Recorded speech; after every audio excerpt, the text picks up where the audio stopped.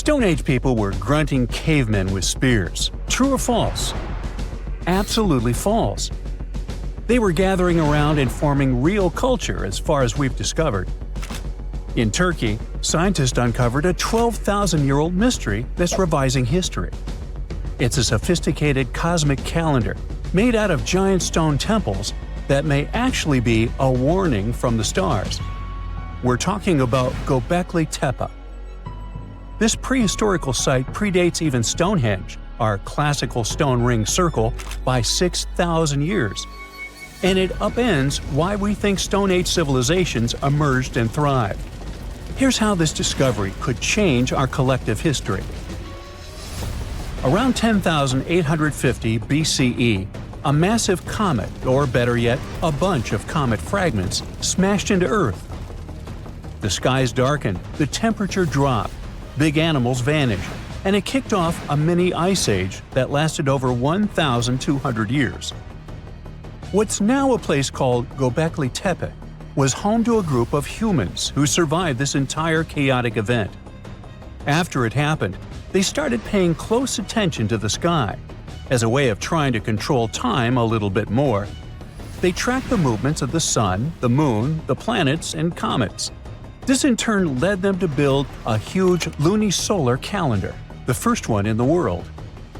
Now, if you were to tour around this classic Stone Age monument, you'd see that not all the stone pillars are blank.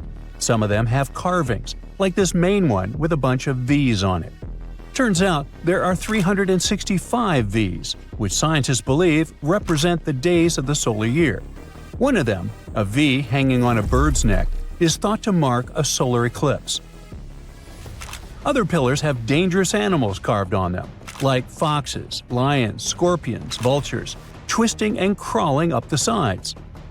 Unlike typical Stone Age carvings, these weren't of edible animals like deer or sheep. One of the theories is that these drawings were symbolic. Some archaeologists believe they reflect the fears and chaos this civilization had lived through, a kind of collective attempt to make sense of a terrifying and unpredictable world. Archaeologist Danielle Stordour has highlighted the images of vultures, saying they represent the people who passed away. In some ancient cultures, vultures were believed to carry the souls of the deceased into another realm. She's seen similar symbols in ancient sites nearby. To understand why this all makes sense, we need to dig deeper into the real purpose of this site. Göbekli Tepe was discovered in 1994 by German archaeologist Klaus Schmidt, who realized that the hill in southeastern Turkey wasn't just another Neolithic mound. Underneath it, his team uncovered massive stone circles supported by pillars weighing up to 20 tons. Radiocarbon dating puts the site at around 12,000 years old, making it the oldest known ceremonial structure ever built. I mean, it predates the Egyptian pyramids by over 7,000 years. This discovery shocked the archaeological world. At the end of the Ice Age, humans were supposed to be nomadic, surviving off wild plants and animals, not building sacred complexes with symbolic art, and giving birth to what we now classify as civilization. We usually think civilization starts with farming, then villages, then crops. But this site suggests something more surprising. Early humans may have come together not to grow food, but to worship. Schmidt found no signs of homes, hearths, or permanent settlement, just stuff used for rituals and gatherings. This has led researchers to believe that spirituality and communal rituals came first and that farming followed. Because to build something this massive, you'd need hundreds of people working together, which in turn would have sparked the need for food, organization, and social structure. In other words, the temple came first, then the village, then the farm. Now, Göbekli Tepe isn't just stirring debate because it's old. It's because it seems too advanced for its time, and that's where the more controversial theories start to emerge. Some researchers believe the builders of Göbekli Tepe weren't simply primitive hunter-gatherers experimenting with stone tools. They may have been the inheritors of ancient knowledge, remnants of a much older civilization that existed before the end of the last ice age. This idea ties into the Younger Dryas impact hypothesis, a theory that a comet struck Earth around 10,850 years ago, triggering a sudden and catastrophic climate shift. According to this view, the survivors of that event passed down their knowledge through symbolism, architecture, and oral tradition. And Gobekli Tepe could be one of the earliest attempts to preserve that memory. Now, if that's true, then the carvings at this site, especially the animal symbols on the pillars, aren't just decorative. They could be astronomical codes, tracking constellations and celestial events. But one pillar might hold the biggest secret of all. It's called the Vulture Stone, and it's freaking archaeologists out. On it, you'll find a strange combination of figures: a headless man, birds, and a scorpion. To the untrained eye, it might seem random, but some researchers believe these are ancient representations of constellations, like Scorpius among them, and that the headless man symbolizes a mass extinction event. Some even argue that this is the oldest known record of a comet impact, the one that triggered the Younger Dryas.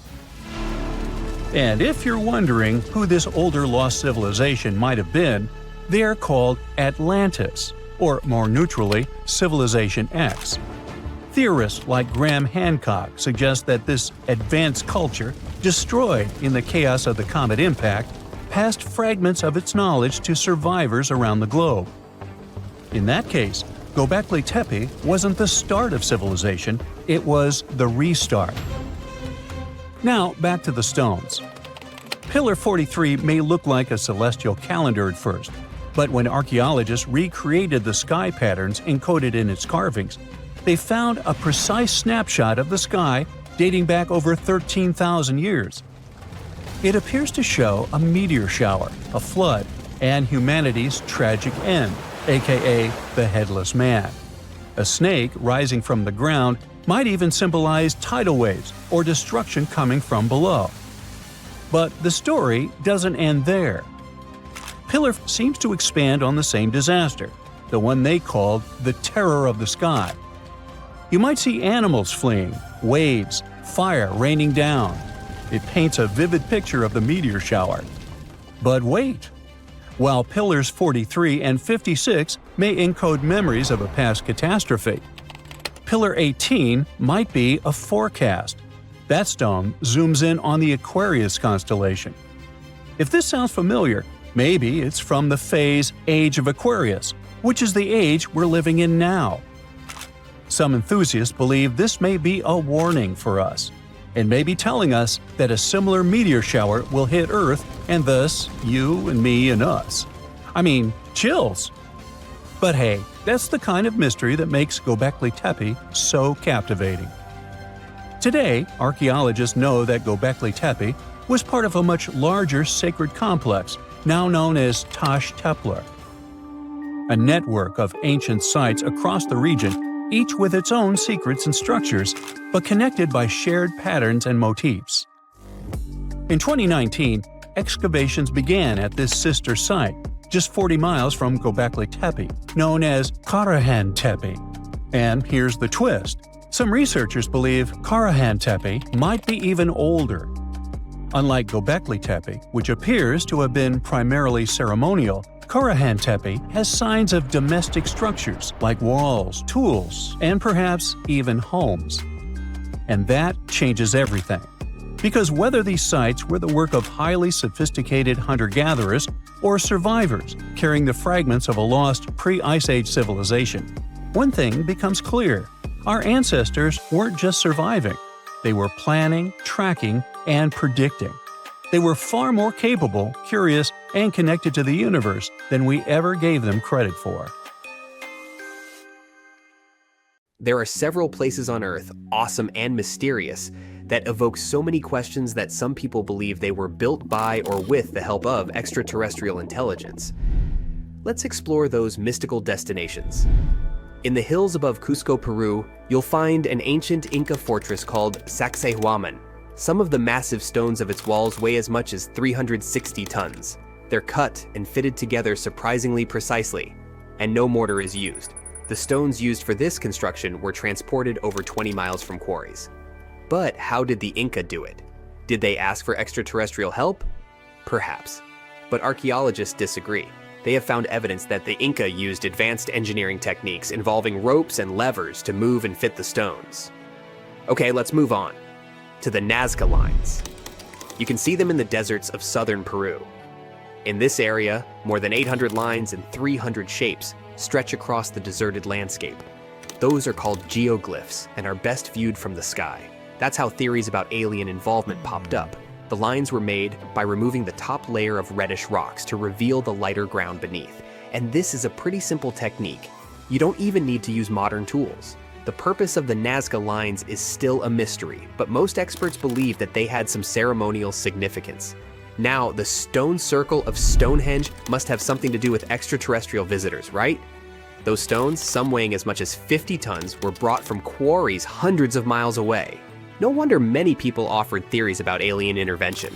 Well, sorry to disappoint you, but archaeologists have proven that the monument could have actually been built with the help of technologies available around 5,000 years ago, such as wooden sleds and rollers. The exact purpose of Stonehenge is still under debate. Its builders could have used the stone circle to track the sun or to perform astronomy-related rituals. The next breath-stopping place on our list is the Egyptian pyramids, namely the pyramids of Giza just outside Cairo. They were built over 4,500 years ago. The largest of them, the Great Pyramid, is made of millions of 2-ton stones which are arranged with super precision. The pyramids also align with the stars of Orion's belt, and this makes some people believe that aliens might have helped to build these awe-inspiring constructions. Experts disagree. They say that although the exact methods the Egyptian builders used are still unclear, the pyramids are undoubtedly a human achievement. Ramps, levers, and a large workforce were likely used to move the stones into place. Then, how about Teotihuacan, located near modern-day Mexico City? Once, it was a thriving metropolis. The city was built more than 2,000 years ago, and its size and advanced architecture make people wonder if aliens played a key role in its construction. In reality, the city was created by several cultures, including the Maya and Zapotec. It was a center for trade, agriculture, and other activities, but it does have some connection to space.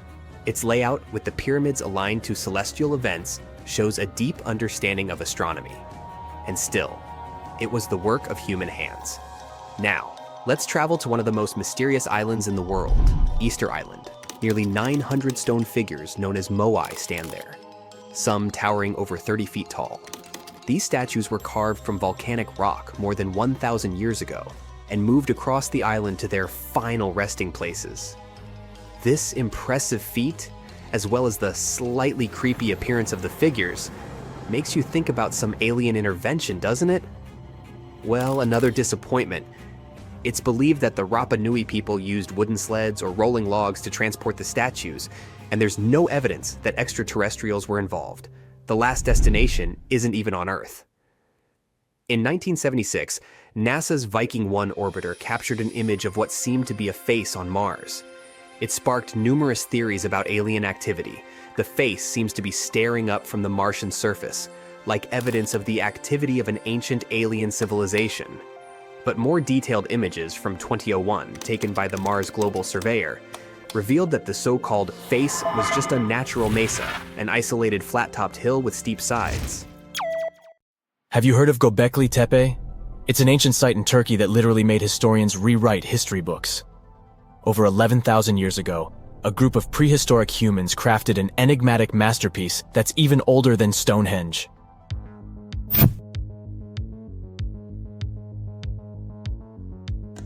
Before its discovery, archaeologists believed that people didn't know about iron and weren't good at making pottery. They were sure that settled life only emerged with the need for agriculture. But Göbekli Tepe changed this belief.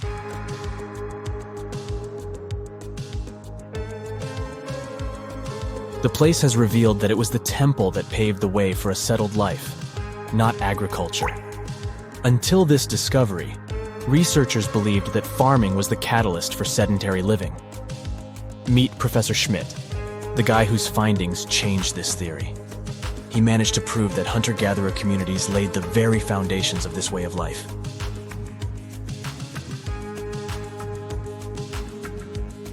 Back in the 1960s, other archaeologists visited the area, but they totally missed the mark. While surveying the region, they stumbled upon a hill with scattered limestone slabs and concluded it was just an old burial ground from medieval times. Little did they know that there was so much more to uncover.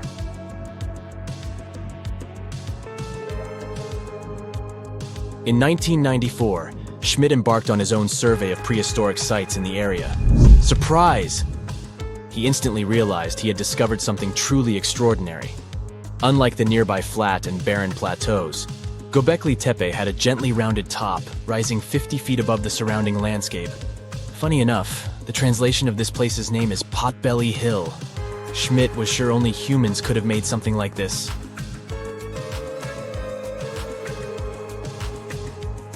Those broken limestone pieces that were mistaken for gravestones turned out to be way more exciting. It was like stumbling upon a hidden treasure. The pieces took on a whole new meaning, and Schmidt with his team was about to dive into the secrets waiting beneath the surface. To their surprise, they found no traces of a settlement. No hearths for cooking, no houses, and none of those adorable clay figurines commonly found in nearby sites of similar age. However, they uncovered that those ancient people used tools like stone hammers. So, Schmidt and his team put their heads together and took a wild guess at the age of Göbekli Tepe's stone structures. Their estimation got backed up by some limited carbon dating done right at the site.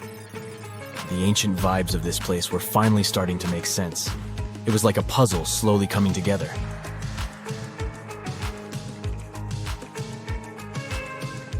You may think that back then, people didn't have special tools to create something as cool as Göbekli Tepe. Not true. Turns out, these prehistoric folks used flint tools instead of fancy metal chisels. They were also skilled at chipping away softer limestone and crafting pillars right on the spot. Afterward, they carried the pillars a short distance to the summit and placed them upright. Once the stone rings were complete, they covered them with layers of dirt. Over time, they added new rings, and voila! You've got a cool hill to impress people in the future.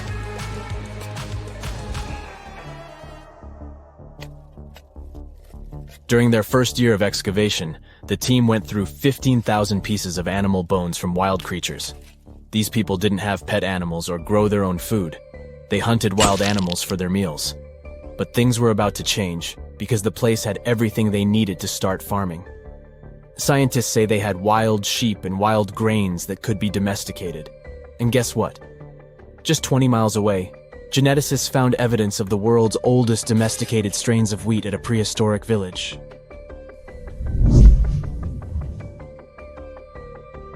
These amazing findings have completely changed how we view civilization.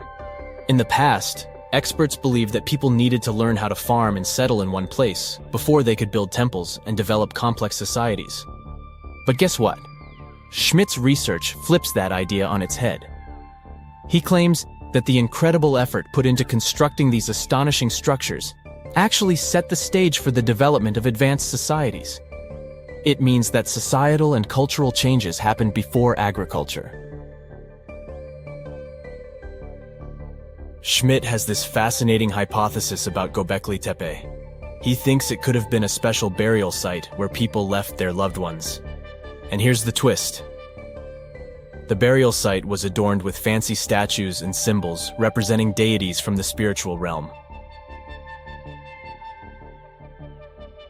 The idea that Göbekli Tepe could have served as a sacred place adds another layer of complexity to the whole story. While the site's true purpose may remain elusive, Schmidt's insights invite us to consider the profound interplay between life and the afterlife, and the deep reverence ancient hunter-gatherer societies may have had for their departed ancestors. Now let's talk about the stars of the show, the mesmerizing T-shaped columns that dominate Göbekli Tepe. These mysterious structures range from 10 to 20 feet tall and most likely represent stylized human figures. But one figure stands out from the rest, the three-dimensional lion relief. This depiction really fires up our imagination. Why? Because it hints at the possibility that lions roamed Anatolia during the Neolithic period.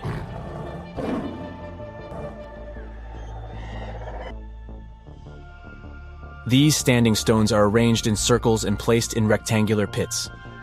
Each circle has a similar setup. Two big T-shaped pillars in the center, surrounded by slightly smaller ones facing inward. Talk about a stylish arrangement. These towering pillars reach a whopping 16 feet and weigh between 7 and 10 tons. Some pillars are plain and simple, while others are like works of art with intricate carvings. Foxes, scorpions, and vultures come to life, crawling and twisting on the pillars' sides. But it's not just animals depicted on these stones. Some pillars have abstract shapes representing humans, and even small carvings of clothing items. Some of them even have belts. Now, there's one pillar that stands out from the rest like a rock star. This super old stone pillar suggests that a comet crashed into Earth. It happened during a chilly period that lasted about 1,000 years. Previous studies examining Greenland ice cores hinted at this comet theory, but now the carvings at Göbekli Tepe prove it right.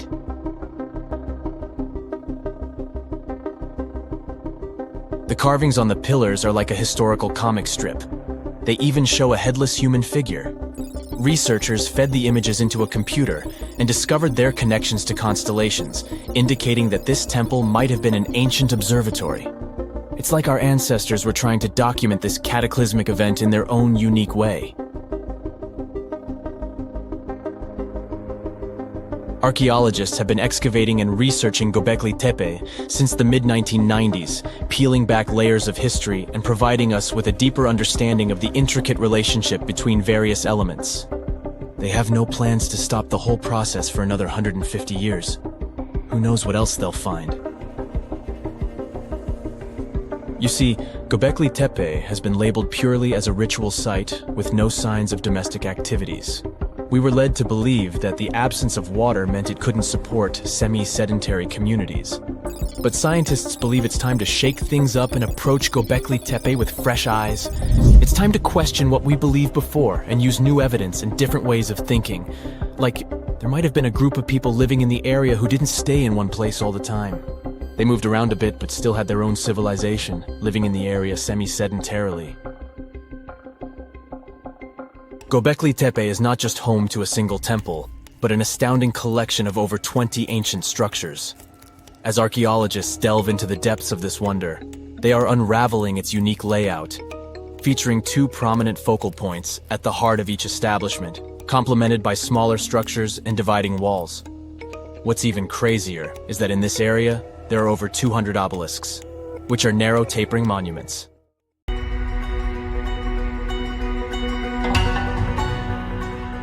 Take a look at these stones. They seem ordinary at first glance, just ancient slabs, ruins of some buildings. However, unlike many other archaeological finds, this one is among the most mysterious and unique. Here's why. These stones are the remains of a large temple complex called Puma Punku, located in Bolivia. Scientists aren't certain, but it's likely that Puma Punku was built by the Tiahuanaco Empire, which existed between 300 and 1000 CE, before the Inca Empire. There is no information suggesting that this civilization had advanced building technologies. Moreover, they might not have even had a writing system. Every stone was carved and polished with astonishing precision. They fit together perfectly, like pieces of a puzzle. The craft is so refined that not even a razor blade can pass between the stones. Quite impressive for people who lived around 1500 years ago. And these stones are heavy. The largest ones weighed around 130 tons. So, how did the builders transport such weight from one place to another? Scientists suggest that this civilization did not know about the invention of the wheel. So, how did they manage to build such a perfect engineering structure?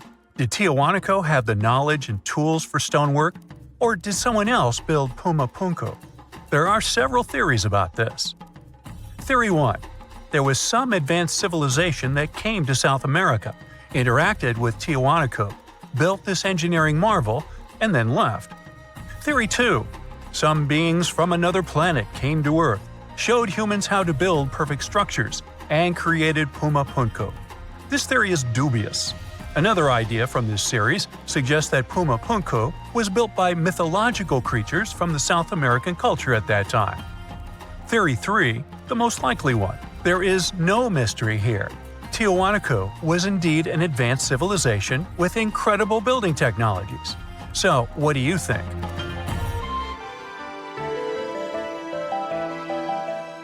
Okay, we've seen some pretty rectangular stones used for building a temple. How about perfectly round stones for studying the starry sky? Or for some other purpose, it doesn't matter. So, welcome to Costa Rica. In the south of this country lies the so-called decaspheres. These are large, heavy, round stones created in the pre-Columbian era, around 600 CE. Now, each stone is made from a unique type of rock formed from cooled magma. In other words, someone waited for a volcanic eruption to end and for all the magma to cool, and then took all this material and carved these spheres from it. But how did they achieve such a perfect shape? Scientists suggest that people use small stones to grind and carve the cooled magma. Some specialists think that the stones were made for navigation. They could have indicated the way to certain places. Another theory claims that the deca squares were used for astronomy. No one knows for sure.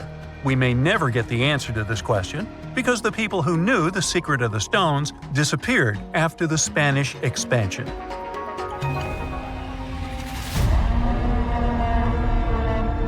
So, let's continue our journey. See these cobblestones? Archaeologists still don't know why they're arranged along a long stretch of desert crossing Jordan and Israel. These strange stones form a chain of lines 40 miles long and have been here since around 300 BCE. Because they were discovered by pilots during flights about 100 years ago, some call these stones kites. One of the more popular theories suggests that people placed these structures here to lure animals into a pit where they could be caught. Apparently, ancient hunters knew the behavior of local fauna well, and were sure the animals would somehow walk along these stones, ending up in an open area with a pit where hunters could easily do their work. Perfectly smooth rectangular and square stones, round stones, stone traps for animals. What's next? How about a stone canvas or stone painting? To see this ancient artifact, we'll travel to Glasgow, Scotland, where archaeologists unearthed a stone slab created about 5,000 years ago. It is called the Cockno Stone. The slab measures 43 by 26 feet, about half a basketball court. And this entire area is filled with strange swirling patterns that scientists call cup and ring marks. But what do they mean? As usual, scientists don't know for sure. But one theory suggests that the inscriptions on the stone are somehow related to astronomical phenomena, such as lunar or solar eclipses. Maybe it was a star map, or maybe people just wanted to create a work of art. In any case, there is another interesting fact related to the cup and ring marks. Scientists have found similar drawings in other prehistoric sites around the world. Okay, let's step away from mysterious stones and look at some other archaeological mysteries. Here is the approximate order of civilization development starting from 8000 BCE, according to scientists. First, people settle in one place and build a city or settlement there. Then they engage in agriculture, and after that, they build temples. But in 1994, archaeologists said, no, the order might have been different. What if people first built temples to worship higher mythical beings and only then built cities and engaged in agriculture? Let's go to Turkey, to the rural area of Göbekli Tepe, where in the mid-1990s, archaeologists discovered several stone pillars with carved animals on them. This ancient structure dates back to around the 10th millennium BCE. Now, this place is considered one of the oldest places of worship in the world. Most likely, it was built by semi-nomadic hunters who knew nothing about agriculture because it appeared in this region 5 centuries later. Now, scientists are wondering, is it true that such structures led to the settlement of the area? The answer to this question may help understand the mindset and development of humanity in many parts of our planet. So, would you like a scroll with the location of a treasure marked on it? You could say you already have one. Check it out yourself. Just Google the Copper Scroll treasure. download a high-resolution photo of the scroll, and follow the instructions. Oops! The instructions are written in an incomprehensible language. Scientists have been trying to decipher this message since the scroll was discovered in 1952 in Qumran, and the answer is still not found. According to one theory, the scroll contains information about a large amount of silver and gold. But even if the treasure does not exist, this artifact is still quite interesting to study. It was created around 2,000 years ago, during the time when the Roman Empire ruled over the settlement of Qumran. Perhaps the local residents hid their valuables from the Roman legionnaires and left such a map for their descendants. When you approach this archaeological wonder, you won't notice anything. But if you rise into the air and look down at the ground, you'll see amazing patterns created by the people of the Nazca culture. This discovery is called the Nazca Lines. Pilots and passengers of commercial aircraft first noticed them in the 1920s and 30s during flights over Peru. These large drawings consist of geometric lines, complex images of animals, and whimsical figures. More than 2,000 years ago, people removed part of the surface soil of this land and created these patterns. But why? The Nazca Lines continue to captivate researchers and enthusiasts alike. Recent technological advancements, such as drone imagery and satellite mapping, have provided new insights into these enigmatic formations. Some researchers are now exploring the possibility that the lines serve multiple purposes, including communication with someone not from our world. And to some extent, this is true. Some scientists believe that the Nazca Lines were a ritual method for communicating with the deities of the Nazca civilization. Studying these archaeological wonders not only enriches our knowledge of the past, but also inspires us to appreciate the ingenuity and creativity of the human spirit. We all grew up believing that Stonehenge is the world's most ancient observatory, but now it has some serious competition for the title.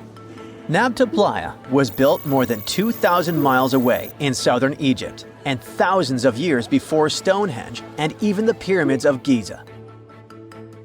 In 1973, a Bedouin guide stumbled upon a strange group of huge stone formations while crossing the Sahara Desert. He led American archaeologist Fred Wendorf to the site, located about 60 miles from the Nile. Wendorf's friend and colleague claims the team found the stones while stopping for a bathroom break in the desert. Either way, what they found changed history. At first, Wendorf thought the stone structures were just natural formations. But then it hit him. This area was once a lake, meaning no natural rocks should even be there. He kept coming back to the site for decades, and by the early 1990s, his team finally uncovered a circle of stones that seemed to line up with the stars in a way no one could explain.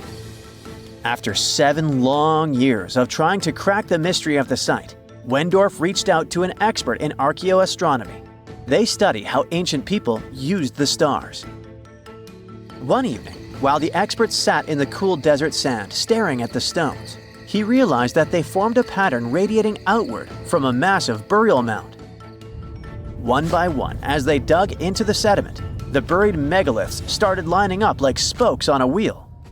The team had already used radiocarbon dating to test samples from fire hearths and tamarisk wood roofing found inside the stone circle.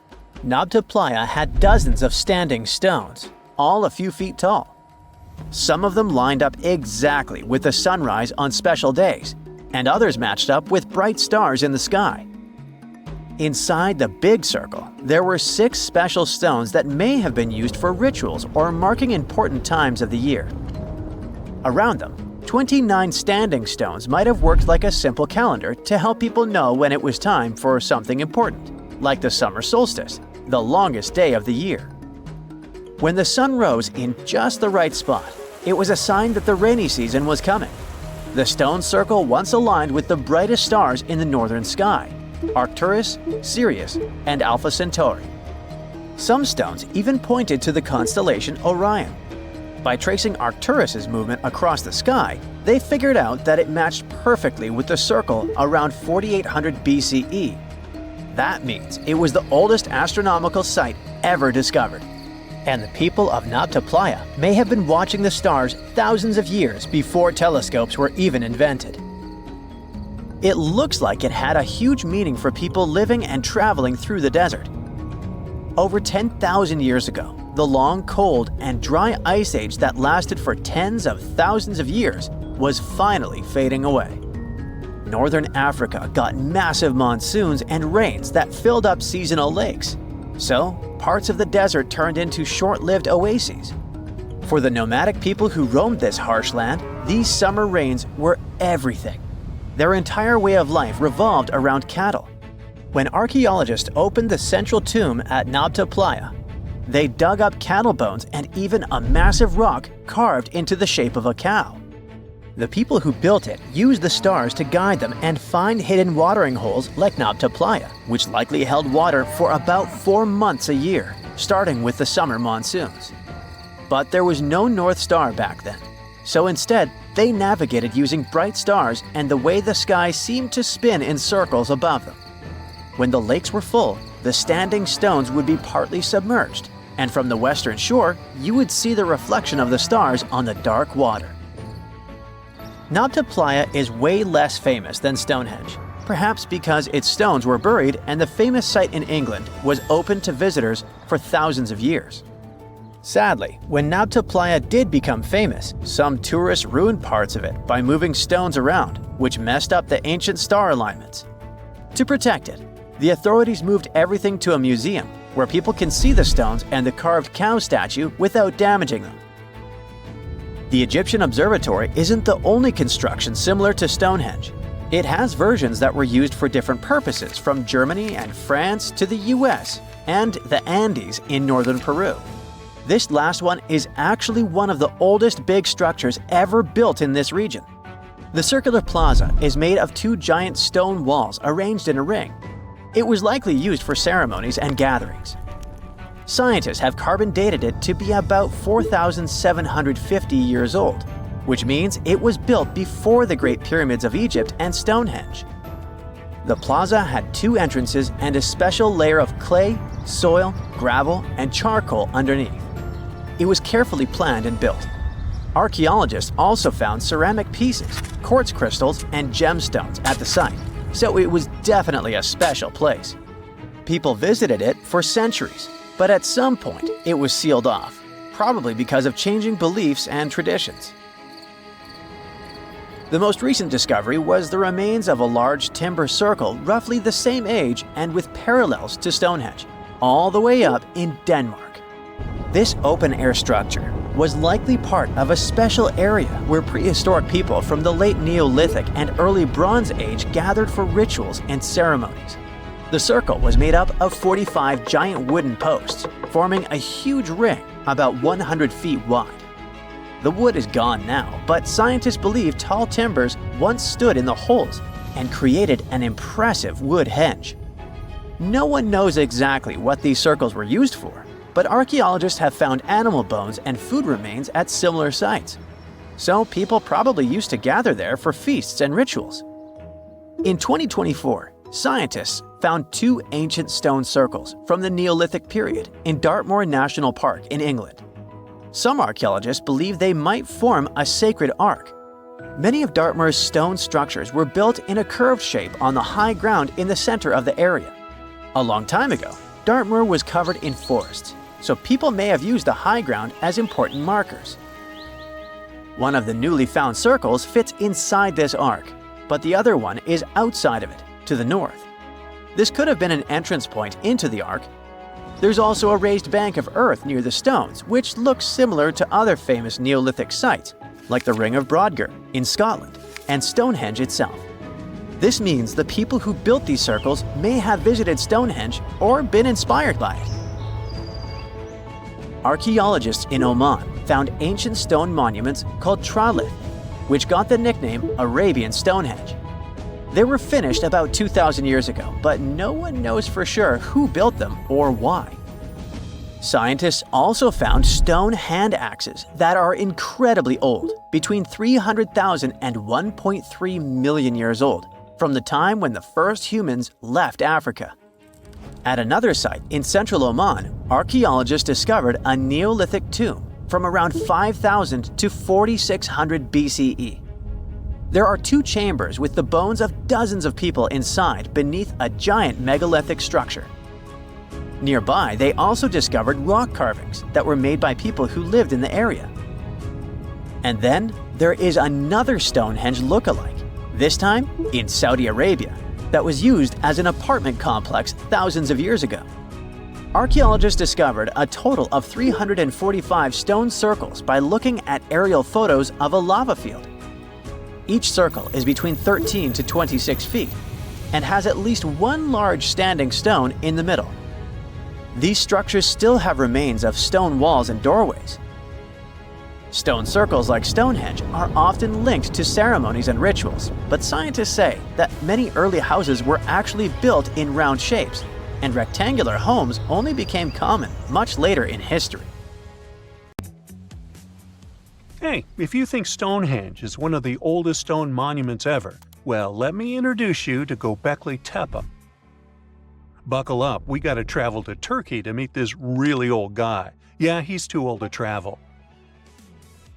Jokes aside, Göbekli Tepe, an archaeological site located in southeastern Turkey that dates back to the Neolithic period around 10,000 BCE. It's considered to be one of the oldest and most significant archaeological discoveries in recent times. The site consists of a series of circular and rectangular structures made of stone pillars. Yeah, it does look like its younger brother Stonehenge.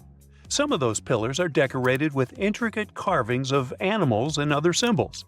Now, you maybe wonder, hey, why on earth did they make such a fascinating building? What was its purpose? Sorry, I got no answer for that. The purpose of the site is still unknown, but it is believed to have been a ceremonial center for the ancient people who lived in the area. The discovery of Göbekli Tepe has challenged long-held beliefs about the development of human civilization, as it suggests that complex societies may have emerged much earlier than previously thought. Okay, pack your stuff, our travel's just started. Next destination, Masada. It's an ancient fortress located in Israel on a plateau overlooking the Dead Sea. Hey, look at that view, spectacular, huh? It was built by King Herod the Great in the 1st century BCE, and it was very smartly built. Within the fortress, there were various facilities such as storehouses, barracks, a palace, and a set of cisterns capable of holding approximately 40,000 cubic meters of rainwater. People living there believed that the collected runoff from a single day's rainfall could provide sustenance for over 1,000 individuals for a period of 2 to 3 years. Access to the fortress was limited to 3 steep and winding paths leading up to fortified gates. Still, at one point, the fortress was occupied by people who had fled Jerusalem after the city was captured by the Romans. They held out against the invaders for several months, but eventually they were defeated. But these guys didn't surrender. The story of Masada has become a symbol of resistance and bravery. Today, Masada is a popular tourist attraction and a UNESCO World Heritage Site. The next flight is going to be short. We're popping over to Egypt to see the Karnak Temple Complex. It's a vast ancient Egyptian temple complex located in the city of Luxor, Egypt. It was built over a period of 2,000 years and covers an area of more than 200 acres. The complex is dedicated to the worship of the deity Amun-Ra. Wait a minute, that should be Amun-Ra, and it was one of the most important religious centers in ancient Egypt. The Karnak Temple consists of several temples, chapels, and other buildings, including the Great Temple of Amun, the Temple of Khonsu, and the Temple of Ptah. Ptah! The Great Temple of Amun is the largest and most impressive temple in the complex, with massive columns, statues, and other decorations. One of the most famous features of the Karnak Temple complex is the Avenue of Sphinxes, which is a long avenue lined with Sphinx statues that leads from the entrance of the complex to the Great Temple of Amun. Another notable feature is the Hypostyle Hall, which is a massive hall with 134 columns that are over 70 feet high. The Karnak Temple Complex is a popular tourist attraction and a UNESCO World Heritage Site. It's considered one of the most important archaeological sites in Egypt and provides a fascinating glimpse into the religion and culture of ancient Egypt. Hey, we can't hop on the next flight and leave Egypt until we see the Pyramid of Djoser. It has another name, by the way. It's also known as the Step Pyramid. This ancient Egyptian site is located in Saqqara. It was built during the 27th century BCE for the pharaoh Djoser by his architect Imhotep, who is considered one of the most important figures in Egyptian history. People believe this pyramid is the first monumental structure built entirely of stone and is an important example of early Egyptian architecture. The pyramid originally stood at 203 feet tall and was surrounded by a complex of buildings and courtyards. It was constructed in 6 layers, each smaller than the one below it, giving it the distinctive step-like appearance. The pyramid was used as a burial place for Pharaoh Djoser and was surrounded by a vast necropolis that contained the tombs of many other important officials. The Grateful Dead? The Pyramid of Djoser has several renovations and additions over the centuries, including the addition of a limestone casing that covered the original step structure. However, much of the pyramid was destroyed over time, and today only the central core remains. Despite this, it remains an important archaeological site and a popular tourist attraction in Egypt. Alrighty, we're ready to move on. There's one more pretty recent discovery we gotta see today. The Tower of Jericho was only discovered during excavations in the 1950s and 60s. It's an ancient stone tower located in the city of Jericho in the West Bank. Just like Göbekli Tepe, this one is believed to be one of the oldest stone structures in the world, dating back to approximately 8000 BCE. The tower stands at over 28 feet tall. It's made up of 2 main sections, an inner tower and an outer tower, which are connected by a series of stairs. The purpose of the Tower of Jericho is not entirely clear, but it is believed to have served as a defensive structure or a watchtower. It may have also had religious significance, as it was located near a sacred spring. The Tower of Jericho is a significant archaeological site and has provided valuable insights into the early history of human civilization. It's open to visitors and is a popular destination for tourists interested in ancient history. Now, this ancient site even got attention from Netflix, and they made a movie where the action takes place in Mohenjo-Daro. This site was a major center of the Indus Valley civilization in present-day Pakistan. Mohenjo-Daro was one of the largest cities of the ancient world, with a population estimated to have been around 40,000 in its peak. Trust me, that must have been a crazy megalopolis back then. The city was notable for its advanced urban planning, with sophisticated drainage and sanitation systems, and its impressive architecture, including the Great Bath and the Granary. Mohenjo-Daro was abandoned around 1900 BCE, and its ruins were only rediscovered in the 1920s. Today, it is a UNESCO World Heritage Site and an important archaeological site for the study of ancient South Asian civilization.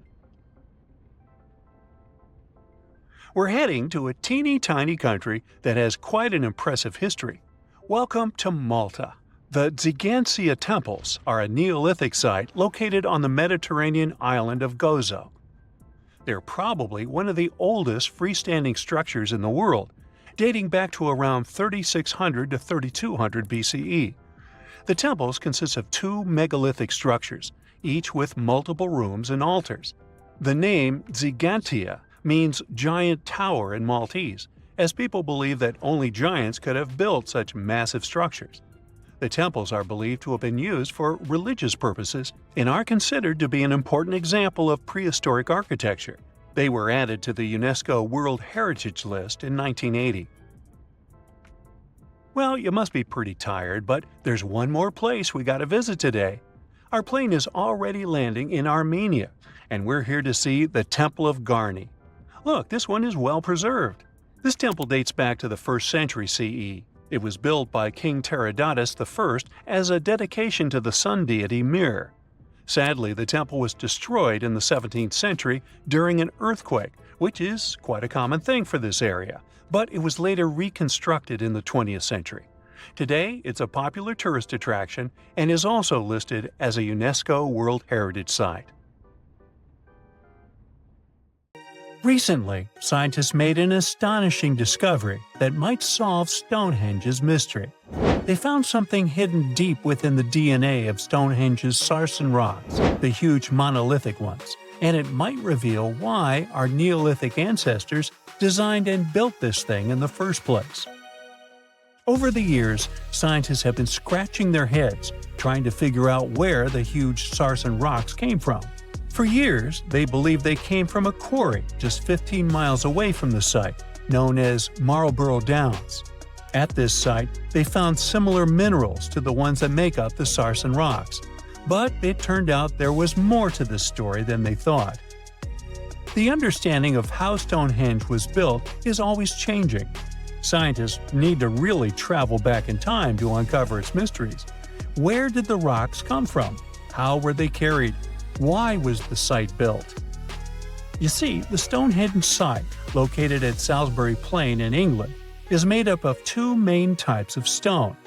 There are the super heavy Sarsens and the lighter and smaller bluestones. The Sarsens each weigh about 25 tons. That's as much as 3 African elephants stacked together. The heaviest Sarsen stone, called the heel stone, weighs 30 tons all by itself. Together, the Sarsens make that iconic outer ring circle. Inside that circle, that's where you'll find the bluestones. The naming might seem a bit misleading since they're not really blue. They have a bluish tinge to them when they are freshly broken, hence the name. These smaller rocks probably came from the Preseli Hills in southwest Wales, which is about 150 miles away from Stonehenge. They're a bit lighter than the Sarsens, but still pretty heavy. The altar stone, which is classified as a bluestone, is the heaviest one, weighing around 6 tons. Its original location still isn't known for sure. To figure out where a rock came from, scientists first have to study their composition. This is like checking the rock's DNA. Then they cross-reference the structure of the rock with minerals in the soil to see if it's a match. Most of the Sarsens we see around southern England are actually made of a type of sandstone known as silcrete. Think of silcrete as sand that's been hardened by underground water processes over millions of years. This process mostly happened during a period called the Paleogene, about 65 to 23 million years ago. These Sarsen rocks didn't form in one big slab, but in patches, like nature leaving little rock gardens all over the place. Scientists reason the Sarsens spread out randomly, forming in isolated pockets. Over time, many were buried under layers of clay and chalk, which helped preserve them. When ancient builders were on the lookout for materials, these Sarsens must have looked perfect for something impressive like Stonehenge. Actually, Sarsens have been used in everything, from Roman villas to medieval churches, and even in things like road curbs and old field walls. One could say these rocks were the it material for ancient builders, and continue to be popular even into more modern times. This fact made scientists start wondering that maybe not all Sarsen stones that were used to build Stonehenge came from the same place. They've identified Sarsen sites all over the UK, in places such as Oxfordshire and Kent. After hundreds of years of studying the Sarsens, geologists finally had the right type of technology to determine the origin of the stones. Now, I wish I could tell you that it was some undisclosed location very far away from the site. But, as it turned out, the Sarsens were originally from Westwoods, the forest near Stonehenge. A new factor came into play when excavations uncovered empty stone holes, showing that at least 6 bluestone pillars were removed from a Preseli Hills site called Wan Main in prehistory. They had a stone circle over there, and it's believed that some of Stonehenge's rocks were recycled rocks from this more ancient circle. If this is true, it might be that Stonehenge is part of a much larger landscape of ancient sites. If this is the case, then Stonehenge is just the cherry on top of a much larger scale project. Think of it as the sacred centerpiece of an entire landscape of monuments, mounds, stone circles, and things. This is why scientists want to find out where the rocks came from so badly. It could lead to why and how Stonehenge was built. Now, Stonehenge didn't just pop up overnight. It was built in several stages over hundreds of years. It's likely that it wasn't a single unified vision, but more like a big community project that evolved over time. With each generation, the builders brought in their own ideas, creating a stone structure that would last for ages. The first stage was around 3100 BCE. That's when people dug out a circular ditch and likely set up some bluestones as sort of a starter ring. Later, they added the Sarsens and even topped some of them with horizontal stones to form those famous arches you see today, also known as the trilithons. These ancient builders had some challenges on their hands. How would they move the rocks? There's an old theory known as the ice road that suggests that the rocks were moved by natural icy pathways that formed during the winter. This way, they could slide the rocks down all the way to Stonehenge. But hey, if we're talking about a distance of over 100 miles, that's not too realistic. Anyways, this theory was debunked because it was warmer back then than it is today. There's also the river theory, which suggests that the rocks were floated along the river from the quarry to the site. But if we're talking about Sarsen rocks, they're too heavy to float. So there goes that theory. What we're saying is, no one knows how the rocks were moved. Another interesting science tidbit came from all the research done in Stonehenge. A recent laser survey of the stones revealed the different stone working methods used, and has shown that some of the parts of the monument were more carefully finished than others. In particular, the northeast side and the inner faces of the central trilithons were finely dressed. FYI, a trilithon is one of Stonehenge's most famous shapes. It's when two huge monoliths receive a third one on top of them, connecting the two together. This fancy word is simply Greek for having three stones. But anyways, the bigger question, and the reason Stonehenge is so famous, is why it was built in the first place. Theories are all over the place, and some sound like they're straight out of a sci-fi show. So here's a rundown of the most popular ideas. There's, of course, the solar calendar theory. This one supposes that the stones are aligned with the movements of the sun, especially during the summer and winter solstices. During the summer solstice, the sun rises to the left of the heel stone, that's the lone stone outside the main circle, lighting up the entire monument. Some say it's the ancient version of a calendar, marking the year's longest and shortest days. Some archaeologists think Stonehenge might have been an ancient healing center. Pieces of bluestone have been found chipped away, possibly by people who believed they had healing powers. The theory goes that people traveled from all over to come to Stonehenge in hopes of a cure for whatever was ailing them. There's also some speculation that Stonehenge was the place to be.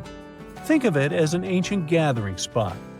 Some evidence suggests that communities from distant areas traveled to Stonehenge for gatherings, feasts, and ceremonies.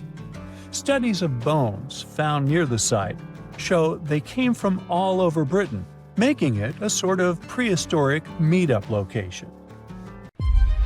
The Tower of London is the ultimate symbol of royal power.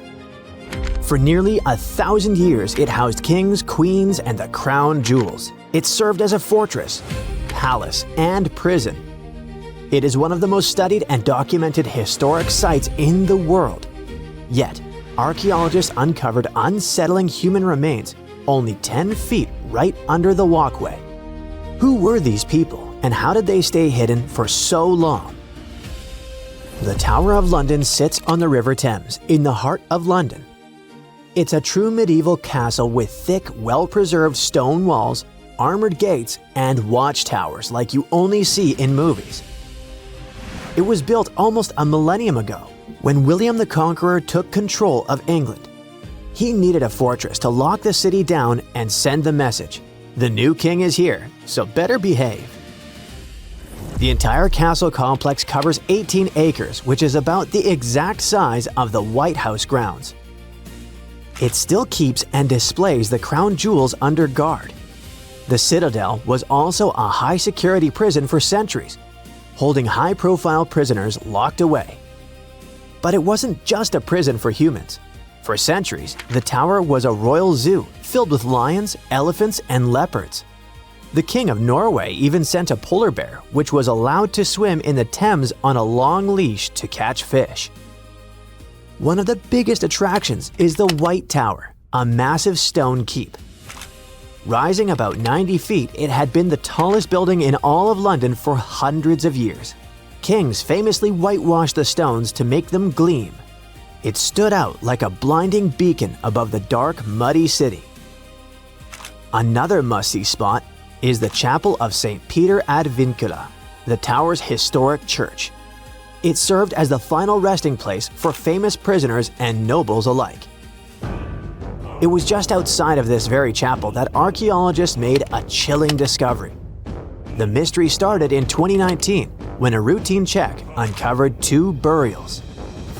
When archaeologists returned to dig some more in 2025, the situation grew from unexpected to, "Hey, what is going on here?" Over 20 skeletons were packed into the soil, mixed with fragments from older burials, proving this spot had been used and reused many times before. These graves span centuries, from the 1200s to the 1600s. So we're not looking at one tragedy. It seems to be a place that kept getting used again and again throughout medieval London. One situation feels like it's from a horror movie. A cluster of at least 6 people from the 1300s that looks unusually messy compared to the others. The timing lines up with the era of the Black Death in London, so this group could be plague-related. But researchers are careful with conclusions for now. On the other hand, some graves look the opposite of rushed. They look expensive. Several people were buried in coffins. In one case, the wood had rotted away completely, leaving behind a perfect shadow of a coffin stamped into the clay. The report says this coffin shadow likely held a juvenile buried in the 1200s. Then there's the chapel itself that might give us some clues. The current building is basically the newest version on this same spot. It's possible that there were 3 or 4 earlier chapels here, and the dig even exposed lost walls and an old floor surface deep down. But what else can we learn about these people? Here's where science can help. Researchers look at teeth. Your adult teeth form when you're a kid, and they lock in chemical traces from the water you drink and the food you ate. It basically creates a permanent record of where you grew up. So the team analyzed 2 specific skeletons. The first one seemed wealthier. The chemistry suggests they might have grown up in Wales and moved around a few times. They even had traces of a high-sugar diet. That was a huge luxury back then. The second person had a totally different story. Their bones showed signs of chronic stress and a much harder childhood. So these were 2 people from opposite ends of the social ladder. One rich and the other not so much. But they both ended up near each other to be discovered centuries later. Millions of people visit the Tower of London every year. They take selfies and walk the grounds, totally unaware that they might be standing on top of massive tombs. And that forces you to ask the obvious question. If a place this famous can hide ancient graveyards, what else is out there? Because the tower is definitely not the only landmark keeping secrets.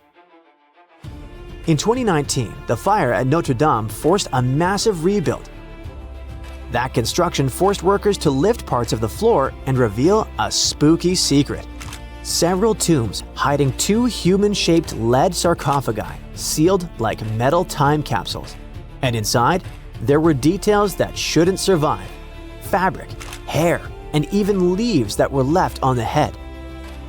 This stuff points to an important person. It sounds unbelievable, but they managed to identify the person as Antoine de la Porte, a church official who passed away in 1710. The second coffin became its own mini detective story. Scientists nicknamed the man inside the Horseman because his bones showed signs of riding for years.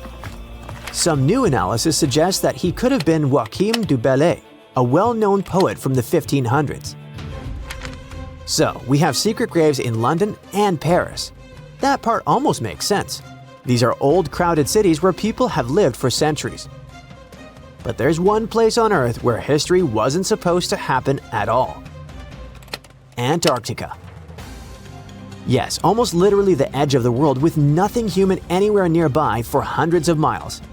And still, in 1985, a Chilean scientist found human remains on an ice-free beach in Livingston Island on a spot now called Yamana Beach.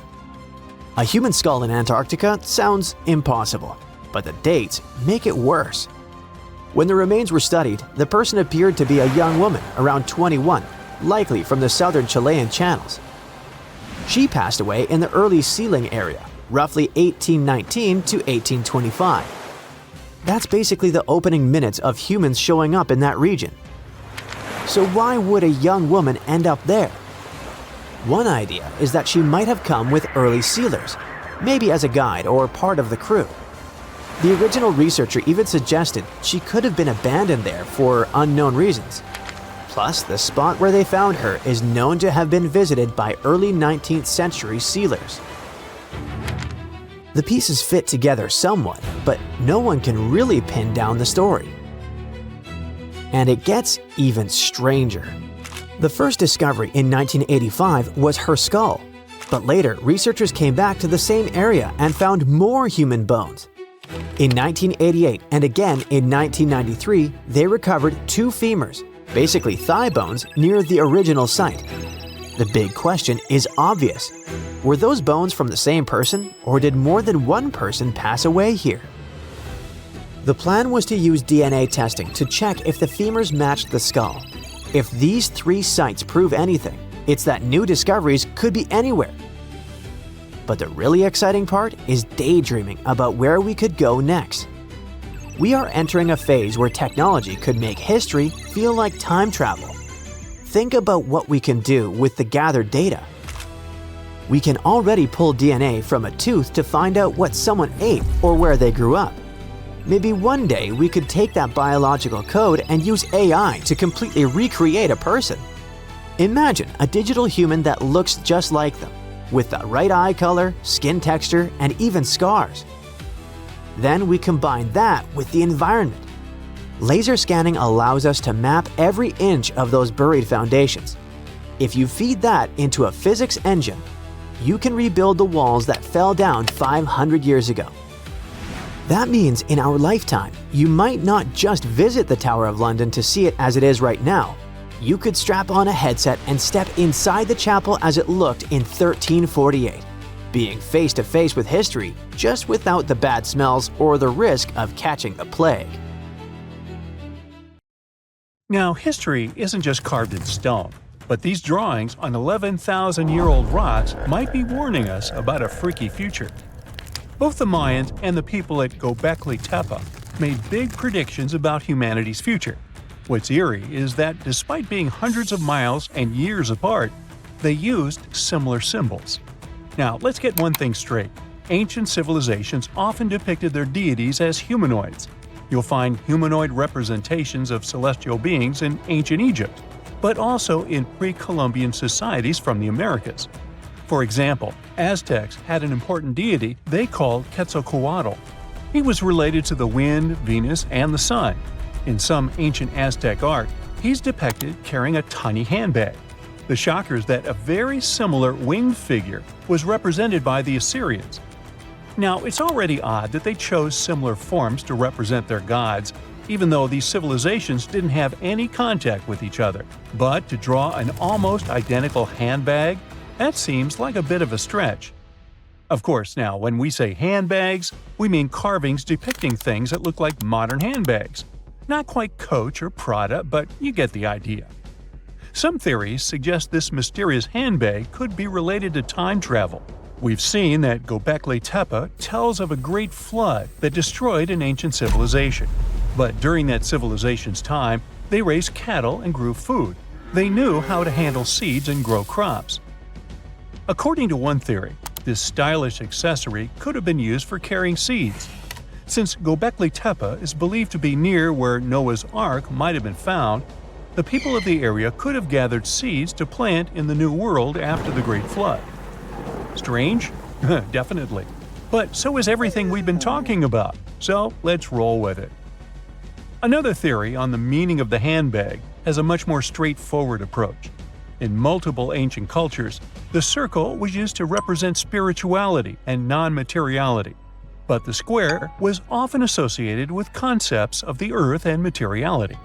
So, what we modern humans understand as a handbag might be an image that symbolizes the reunification of the earth and sky, of the material and non-material elements of existence. Not a bad theory, I would say. But then, who am I? Some researchers, like Graham Hancock, are not convinced with these previous explanations. For him, Göbekli Tepe is all about little gray people and their contacts with ancient earthling civilizations. You see, right in the middle of this ancient site, there's a special pillar called Pillar 43, or Enclosure D. At first glance, it looks like an astronomical calendar. You see the scorpion? That's the Scorpion constellation. And that ball in the center? It's all about the sun's alignment. We know ancient societies like the Maya or Incas were stellar astronomers. So what's the big deal here? Turns out the folks at Gobekli Tepe were talking about a massive natural disaster that wiped out all forms of life before their time. When astronomers recreated the angles and positions from Pillar 43, it showed an astrological setup from over 13,000 years ago. The stone also depicted a tragic event, a mix of a flood and a meteor shower. The headless man? That's humanity's tragic end. And the snake from the ground? Giant waves washing over the earth. And it's not just one stone telling the tale. Pillar 56 shows more of the Younger Dryas event, or as it's called, the terror from the sky. You see animals fleeing and waves crashing as the meteor shower hits. But wait, while Pillar 43 gives us the exact date of the last disaster, Pillar 18 in Enclosure D gives us the date of the next possible wipeout. The art depicted in this pillar zooms in on the constellation of Aquarius. Now, you might have seen the movie The Age of Aquarius or heard some woo-woo theories about how we're entering this phase right now. You see what I'm driving at? Gobekli Tepe might be giving us the date of the next disaster so that we have time to prep for it. These images could be a survival guide for humanity. Or not. Now, this would be bananas if it weren't for one piece of evidence. Let's check the facts. The Encke comet, discovered in 1786, used to be part of a megacomet, 100 miles wide, made of ice, metal, and rock. It broke up and formed a debris field. Now, instead of one huge comet, we've got millions of smaller ones. When the Earth passed through that debris, the folks at Gobekli Tepe saw a firestorm of comets, all coming from the Aquarius constellation, just like on Pillar 43. Now, here's the supposed scary part. We pass through that same debris field every year. If you're watching this in September, October, or November, we're flying through it right now. It could happen that these debris fall onto the surface of the Earth all over again, repeating history. But so far, that's just a theory. The mind-boggling question is, how did the people at Gobekli Tepe know about an event that happened before they were all born? In 2019, excavations kicked off at Karahan Tepe, about 40 miles from Gobekli Tepe. But research suggests it might have been settled even earlier. Gobekli Tepe seems to have been a place of worship or an observatory, but Karahan Tepe shows signs of a structured society. Excavations at Karahan Tepe reveal artifacts like intricate carvings, tools, and even possible remnants of buildings. This suggests that these people were not just hunters and gatherers, but had a structured society with spiritual or ceremonial practices. In 2020, researchers started unearthing several other settlements in the area, indicating that Gobekli Tepe was part of a huge metropolis. The whole site is known collectively as Tas Tepler. The thing is, the math around all this has scientists baffled. Around that time, Earth was just leaving its last ice age, and scientists used to think Stone Age civilizations were primitive. But evidence keeps showing up, proving that wasn't the case. For Gobekli Tepe to have existed with that level of tech 12,000 years ago, there must have been an even earlier civilization. That kind of tech doesn't just pop up out of nowhere. And hey, we've got plenty of other proof of advanced societies. Take the Mayans, for example. Recent discoveries have shown they were even more advanced than we previously thought. They built massive cities with roads up to 130 feet wide, painted white to guide travelers at night, a feat you'd expect in places like Portugal or England. These roads, sometimes elevated over swampy ground, formed a network of over 964 settlements, like a giant spider web. A bunch of scientists turned their eyes on this theory, but it could be the connecting point of everything we've been speculating about in this video. After all, the people from the sky could have come down and told the people from Gobekli Tepe about the destruction of a more ancient civilization than theirs. Or not. Remember, don't give up your critical thinking just because you see something on the internet. Anyway, Gobekli Tepe raises suspicions just as Stonehenge and the Great Pyramids of Egypt. When we mix little green aliens into the equation, it explains one way that surreal engineering feats were possible in these sites. But it also underestimates our human ancestors and their thinking abilities. One of the main characteristics of Gobekli Tepe's architecture are the T-shaped pillars. The heaviest of them weigh 20 tons and are around 20 feet. These pillars were erected perfectly, without so much as a dent in them. Sure, that's pretty hard to do without modern machines. But hey, maybe they figured it out and built it after much effort. Now, in case you don't know what I'm talking about, this old pal is supposed to have cracked the secret of the pyramid builders in modern-day America. He used it to build his own castle and other mesmerizing structures. So, hey, I guess we'll have to keep digging to find out the actual facts about it all, huh? The county of Kent, England, has a cultural treasure called the Margate Shell Grotto. This subterranean passageway is lined with about 4.5 million seashells, composing an intricate mosaic. The gorgeous landmark was stumbled upon by accident in the 1800s, and it's still engulfed in mystery to this day. That's because no one knows who built it or why. Experts can't even figure out how it was built, since they'd need to collect samples from the walls and the removed parts would be irreplaceable. A brief analysis of the substance beneath these shells points to some sort of fish-based concoction. Some believe these walls were designed by some sort of evolved ancient civilization. Others describe the Margate Shell Grotto as belonging to either Egyptian, Roman, Indian, or Phoenician architecture. One other potential explanation is that the masterpiece was a personal project of an eccentric Victorian aristocrat. Now, the Roman Colosseum used to be nearly twice as large as it is today. However, it did not survive in its full form throughout the ages. Let's look at some of the history surrounding the Colosseum to piece the story together and how it managed to be scattered around town. The construction of this building began in 70 CE under Emperor Vespasian. Is that where Vespa comes from?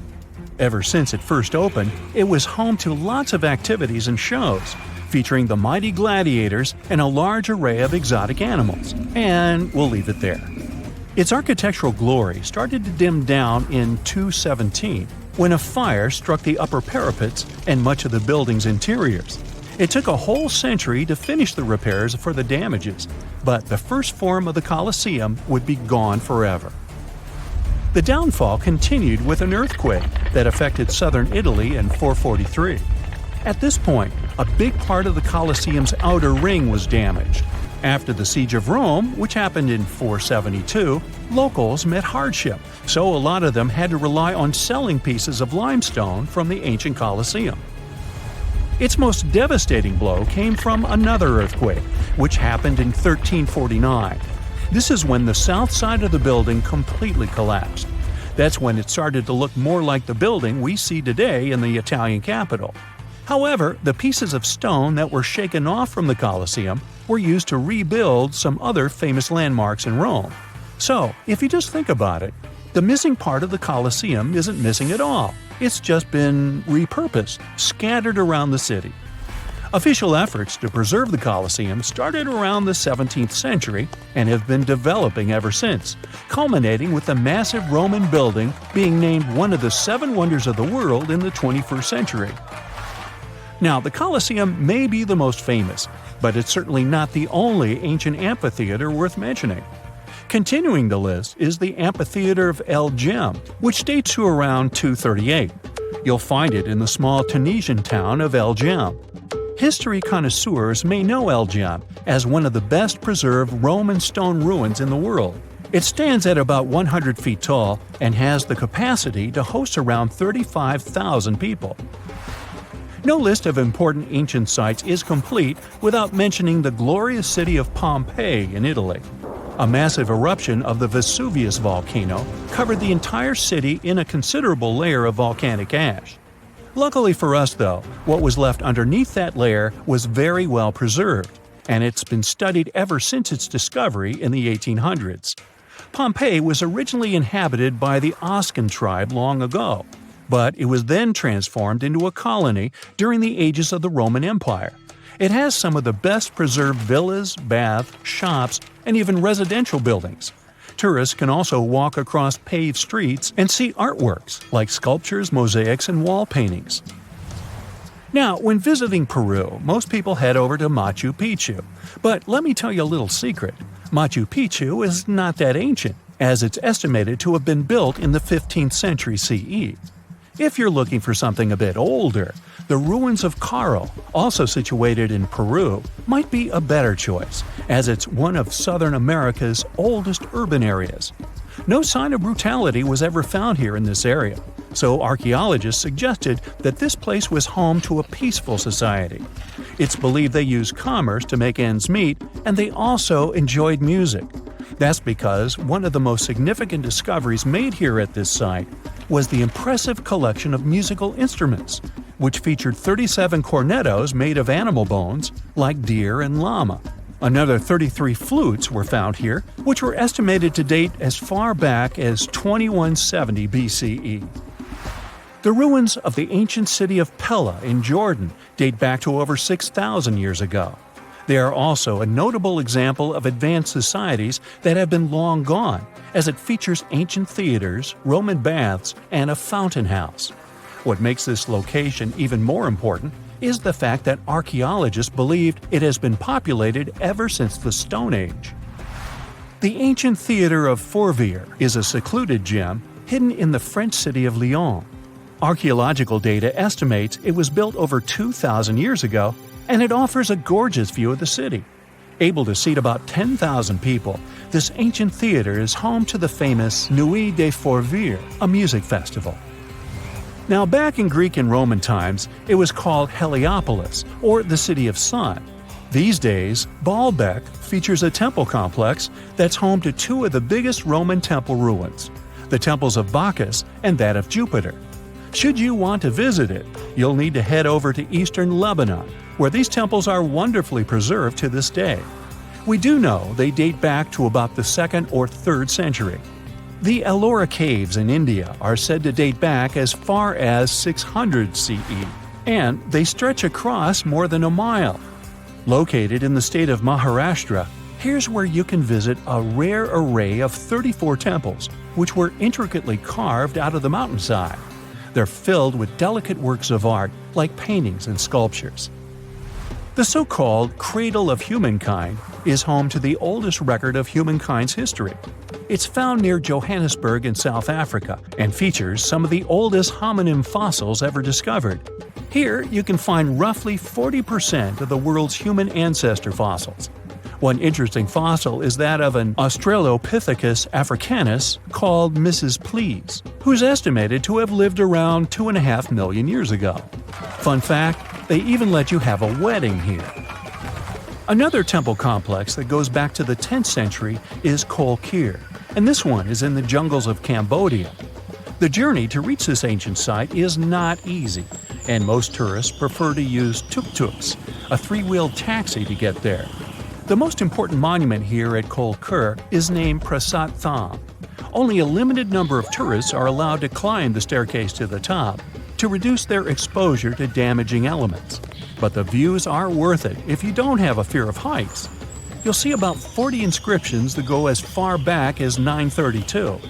A lot of monuments from the complex aren't open to visitors, since they are still hidden in the forest and the area is not safe. It's hard to imagine that this site used to be the location for the biggest trading center in the world back in the 3rd century. However, since the ruins of Volubilis are some of the best preserved in the world, they can still paint us a pretty accurate picture. With its majestic House of Commons and the triumphal Arch of Caracalla, Volubilis was the farthest city of the Roman Empire and a key location for the Kingdom of Mauritania. It would have been in an even better location if it weren't for an earthquake that happened in the 18th century. If you ever want to check it out, be sure to head to Morocco's Fez Meknes region.